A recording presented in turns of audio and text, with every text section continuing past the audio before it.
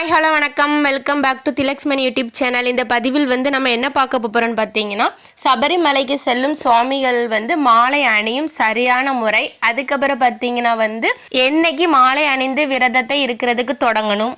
ஒவ்வொரு குருசாமிகளும் ஒவ்வொரு மாதிரி சொல்லுவாங்க. ஒரு குருசாமி 48 நாள் விரதம் இருக்கணும்னு சொல்லுவாங்க. ஒரு சிலர் 41 நாள் இருக்கணும்னு சொல்லுவாங்க. ஒரு சில பேர் 45 நாட்கள் விரதம் இருக்கணும்னு சொல்லுவாங்க. நம்ம இந்த பதிவில் நம்ம எத்தனை நாள் விரதம் இருந்து மாலை அணிந்து சபரிமலை ஐயப்பனை காண வேண்டும் சொல்லிட்டு தெளிவா இருக்குது. மேலும் சபரிமலை ஐயப்பனுக்கு மாலை அணியும் பக்தர்கள் யாரிடம் கொடுத்து மாலை போடலாம்னு சொல்லிட்டு இந்த பதிவுல இருக்குது. அதனால யாரும் இந்த வீடியோவை ஸ்கிப் பண்ணாம எல்லாருமே கடைசி வரைக்கும் பாருங்க. இப்பதான் நம்மளுடைய திலக்ஸ்மணி யூடியூப் சேனலை ஃபர்ஸ்ட் டைம் பாக்குறீங்கன்னா கண்டிப்பா சப்ஸ்கிரைப் பண்ணிட்டு பாருங்க. வாங்க இப்ப நம்ம வீடியோக்குள்ள போகலாம்.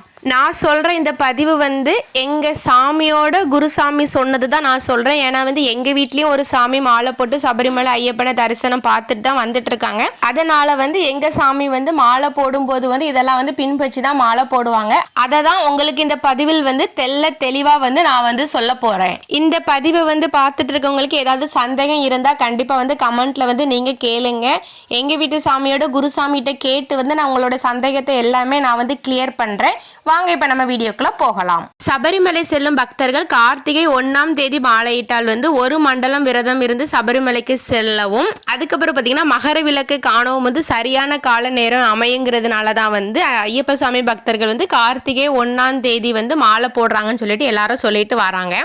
ஆனால் இது உண்மை கிடையாது. எது உண்மைன்னு பார்த்தீங்கன்னா, கார்த்திகை 1 மாலை போடுவதற்கு எதற்கு உகந்த நாளுன்னு சொல்கிறாங்கன்னு பார்த்தீங்கன்னா, பந்தல மகாராஜா சபரிமலை சன்னதி தானத்தை கட்டுறதுக்கு கால் நட்டின நாள் தான் இந்த கார்த்திகை 1. அதனால தான் சபரிமலைக்கு செல்லும் ஐயப்ப பக்தர்கள் கார்த்திகை 1ஆம் தேதி மாலை இடுறாங்க.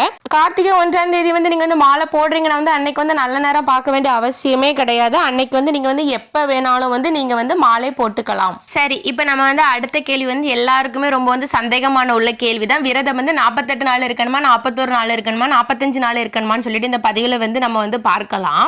12 ராசிகள், 27 நட்சத்திரங்கள், 9 நவக்கிரகங்கள் சேர்ந்ததுன்னா 48.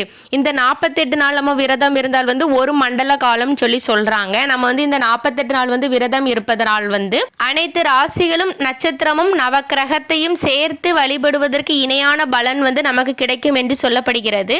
அதனால கண்டிப்பா ஐயப்ப சுவாமி பக்தர்கள் 48 நாள் தான் விரதம் இருந்து சபரிமலைக்கு செல்ல வேண்டும். அதுக்கப்புறம் பார்த்தீங்கன்னா சபரிமலைக்கு மாலை போடுற பக்தர்கள் வீட்டை 3 நாளுக்கு முன்னாடியே சுத்தம் செஞ்சிடறோம். ஏன்னா அசைவம் கண்டிப்பா சேர்த்திருப்போம். அதனால பூஜை அறையும் சேர்த்து நிச்சயமாக சுத்தம் செய்து கொள்ள வேண்டும். நீங்க மாலை கார்த்திகை 1ஆம் தேதி போடுறீங்கன்னா அதுக்கு முந்தைய நாள் ஐயப்பனோட பொருட்கள்லாம் ஒரு இடத்துல வச்சிருப்பீங்களா, அதை எல்லாமே எடுத்து சுத்தம் படுத்திக்கிடுங்க. ஐயப்பன் சுவாமிக்கு மாலை போடுறவங்க கார்த்திகை 1 மாலை போடுறீங்கன்னா இங்க அதுக்கு முந்தைய நாளை மாலை எல்லாமே எடுத்து நீங்க சுத்தமா எடுத்து வச்சுக்கிடுங்க. முதல் முறையா மாலை போடுறவங்க கன்னிசாமின்னு சொல்லுவாங்க. அவங்க என்ன பண்ணணும்னா, நீங்க அவங்க ஒரு சிலவங்க அவங்க என்ன பண்றாங்கன்னு பாத்தீங்கன்னா, அன்னைக்கே மாலை வாங்கி அன்னைக்கே அவசரமா போடுறாங்க.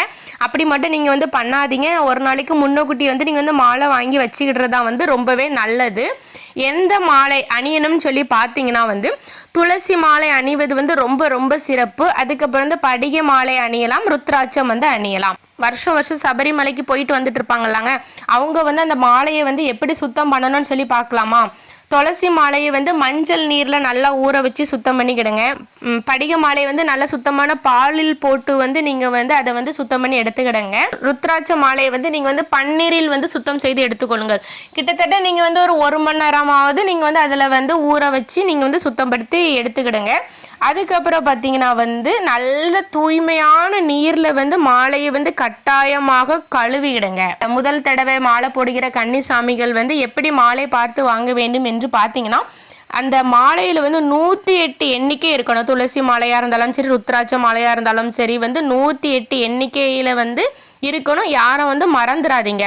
அதுக்கப்புறம் பார்த்தீங்கன்னா மாலை போடுறவங்க யாருக்கிட்ட கொடுத்து மாலை போடணும்னு சொல்லி பார்க்கலாமா. ஒரு சிலவங்க தனக்குத்தானே மாலை போடுறாங்க. அப்படி போடவே கூடாது. யாருமே அந்த தப்பை செஞ்சிடாதீங்க.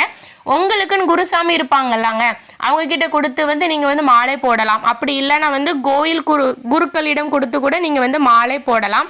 அப்படி வந்து எனக்கு வெளியே எங்கும் போய் வந்து மாலை போட முடியாதுன்னு சொல்றவங்க, அதாவது உங்களுடைய அம்மா அப்பா கையில கொடுத்து கூட நீங்க வந்து மாலை வந்து நீங்க வந்து போட்டுக்கலாம். அது வந்து ரொம்பவே நல்லதுதான்.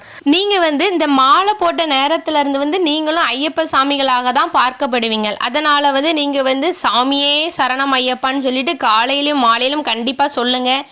ஐயப்பனை வந்து வழிபடும் போது வந்து கண்டிப்பாக வந்து ஐயப்பனுடைய சரணம் படிக்கலாம். ஐயப்பனுடைய துதி நாமங்கள் வந்து கண்டிப்பாக வந்து நீங்கள் வந்து படிக்கணும், பாட வேண்டும்.